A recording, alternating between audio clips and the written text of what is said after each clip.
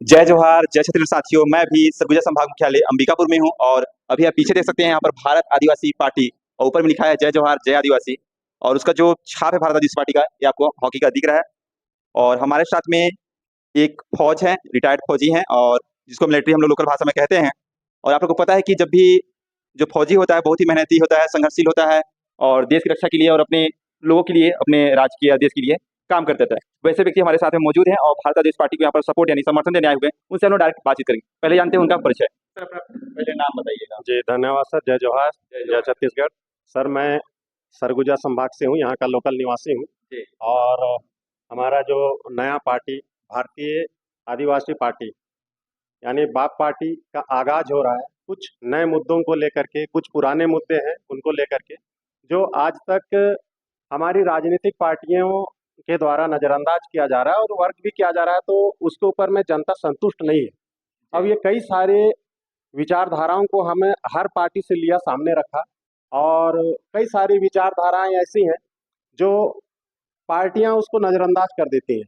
तो ये दोनों चीज़ों का कॉम्बिनेशन हमने जब तालमेल बैठाने की कोशिश किया, तो कई सारे मुद्दे ऐसे हैं जो बहुत ही ज़रूरी है, जिसकी वजह से हमारी जो जनता है पीछे हो रही है और उनके जागरूक भी नहीं हो पा रहे, उनको कोई सूचना तक नहीं पहुंच पा रहा है। अब आपको मैं पूछना राष्ट्रभक्ति से आप राजनीति की ओर क्यों अग्रसर हो रहे हैं सर? सर देखिए, मैं 2014 से राजनीतिक क्षेत्र से काफ़ी प्रेरित हूँ।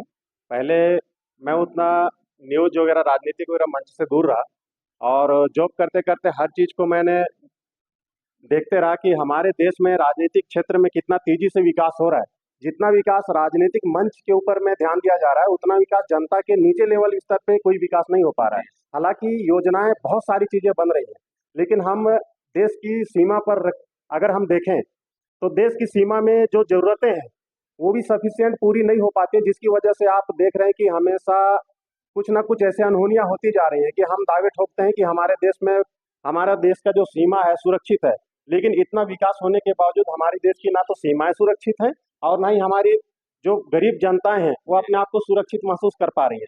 हमारे कई सारे सांसद, विधायक, मैं आदिवासी युवा हूँ और आदिवासी रिटायर्ड हूँ, तो मैं देखता हूँ कि हमारे भाई लोगों को क्या, उनकी हक की जो लड़ाई है, उस लड़ाई में उन लोग जिस जद्दोजहद के साथ बाहर आ पाते हैं और उनका समर्थन क्या गवर्नमेंट दे पाती है और उनको क्या संतुष्टि मिल पाता है उससे, ये सारी चीज़ों को देखते हुए मैं भी काफ़ी सारे मामलों में देखा कि नहीं, हमें एक ऐसा व्यक्ति की तलाश करना चाहिए जो हमारी जो सोच है, जो सरकार सोचती तो है लेकिन नहीं कर पाती है, तो रियल में हमें एक ऐसा योद्धा तैयार करना है और ऐसा एक कम्युनिटी डेवलप करना है जो कि विकास की, रियल में ग्राउंड विकास की बात करे। जैसे आप फौज में रहे हैं और अभी भारत आदिवासी पार्टी के जो विचारधारा को लेकर आप इस पार्टी के सपोर्ट कर रहे हैं, आपके जो कैंडिडेट्स हैं जयरोमेन सर, क्या उनको लेकर आप सपोर्ट कर रहे हैं व्यक्तिगत या पार्टी को लेकर? मैं पार्टी को लेकर करूंगा सर, क्योंकि मैं विचारधारा से प्रेरित हूं और वो सारे विचार, हालांकि 100% कहीं भी किसी भी चीज के ऊपर में नहीं होता है, लेकिन जिस विचारधारा को लेकर के आ रहे हैं, जिस हक की लड़ाई के लिए हम आ रहे हैं, उनमें से अगर धीरे धीरे ही सही, जब पार्टी का जन्म होता है तो इकट्ठा सब कुछ नहीं होता है, क्योंकि बहुत सारी चीजें इसके पीछे के, इसके बैकग्राउंड में सेट सेट करना होता है और कई सारे चीजें हैं, अभी जरूरत पड़ेगी। तो सारी चीजों को देखते हुए हम पार्टी के कार्यकर्ताओं के साथ में और पार्टी के जो मुखिया हैं उनके साथ में बात करके डिस्कस करेंगे। मैं जहाँ तक समझ पा रहा हूँ अपने आप को और आपसे जो बातचीत करके, कि आप लोग यहाँ पर सरगुजा में एक नींव रखना चाहते हैं। पहले आप देश की सेवा कर रहे थे, लोगों के लिए, सबके लिए सेवा कर रहे थे। अब भारत आदिवासी पार्टी का मतलब एक सुरक्षा गार्ड के तौर पे एक मजबूत मतलब सपोर्ट के लिए आप यहाँ पर पूरा काम करेंगे, मतलब फुल टाइम काम करेंगे। बिल्कुल बिल्कुल सर, बिल्कुल। तो आप लोग इस वीडियो के माध्यम से आप लोगों को क्या मैसेज देना चाहते हैं कि ट्राइबल वर्ग के जो कैटेगरी के जो पढ़े लिखे लोग हैं वो अब पॉलिटिक्स में आ रहे हैं और फ्यूचर में एक बड़ा बदलाव, चेंजअप लाना चाहते हैं, तो आप लोग पूरे एजुकेटेड के साथ में पूरे लोग जुड़ना चाह रहे हैं और उन लोगों को भी अपील करना चाहेंगे? बिल्कुल सर, बिल्कुल। जितने भी युवा पीढ़ी है देख रहे हैं कि रोजगार के नाम पे हमारे पास रोजगार बिल्कुल नहीं है। हम मोदी जी के ऊपर भी बहुत भरोसा करते थे और आज ही भरोसा करते हैं, लेकिन क्या उन्होंने जो कुछ कहा था वो पूरा हुआ? और वो चीज़ें हमें अधूरे अधूरे ही लगते हैं हर जगह। और नौकरी की बात कहें तो कई सारी चीज़ें प्राइवेटीकरण में चली जा रही हैं, उससे भी कई युवा खुश नहीं हैं। और हमारे यहाँ पे रियल में देखा जाए, छत्तीसगढ़ हमारे भारत देश के अंदर में बहुत ही पिछड़ा राज्य माना जाता है। इसका कारण शायद आप लोग भी हमसे ज़्यादा जानते होंगे और इसके बारे में मैं तर्क लेना नहीं चाहूँगा, क्योंकि ये सभी कुछ जानते हैं और समय इसको बता देगी अपने आप हमारी युवा पीढ़ी क्या चाहते हैं। और रही सवाल नौकरी का, नौकरी को तो देख रहे हैं पूरा। मैं आपकी अंतिम में सवाल लेना चाहूंगा सर जी। अब अभी देश में जो अग्निवीर को लेकर लगातार इसमें आंदोलन हुए, मतलब कोई भी वैकेंसी निकलती है लोग खुश होते हैं, मगर इसमें विरोध चल रहा है। तो आप फौजी में रहे तो क्या अग्निवीर जैसे जो पॉलिसी है सेंट्रल गवर्नमेंट की भी रही, क्योंकि अभी आचार संहिता है, तो उस पर आप क्या प्रतिक्रिया देना चाहेंगे? क्या अग्निवीर को मैं सपोर्ट नहीं करूंगा सर, क्योंकि इंसान जब आधी अधूरी शिक्षा लेकर के जाएगा तो फेल हो जाएगा। और जो फौज की एक दास्तां होती है कि आप फौज में गए हैं तो जब बाहर निकलते हैं ड्यूटी के लिए तो वापस आएंगे कि नहीं आएंगे इसका कोई गारंटी नहीं होता है।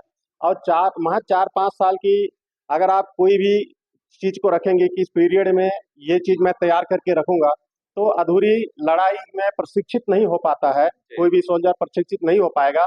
और वहाँ उससे उसकी जान तो जाएगी जाएगी, साथ में देश की कितनी मतलब नुकसान होगा ये हम लोग कह नहीं सकते। तो अशिक्षित अर्ध पढ़े लिखे लोगों को या तो मतलब कि युद्ध में जो पारंगण हासिल नहीं किया है उसे आप देश की लड़ाई में झोंक देंगे, तो कुल मिला के आप जानबूझकर अपने जवान युवा को खो रहे हैं, है ना। इसमें मतलब लॉस होने की ज्यादा संभावना है।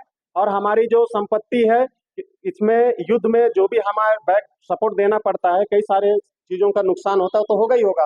साथ में एक माँ, एक बहन, एक बीवी अपने पति को खो देगी, क्यों? क्योंकि वो पूर्ण रूप से तैयार नहीं हो पाता है। फौज में कम से कम साल 1.5 साल की ट्रेनिंग नॉर्मल होती है। अगला 5 साल के लिए अग्निवीर रख रहा है, 4 साल के लिए रख रहा है, तो बताइए वो ट्रेनिंग कितना लेकर के आगे जा रहा है। मैंने ये रखता है। और सीखते सीखते इंसान का समय कभी पूरा नहीं हो पाता, इंसान सीखते ही रह जाता है, लेकिन हमें काफी सारी चीजें इस बीच में आता है।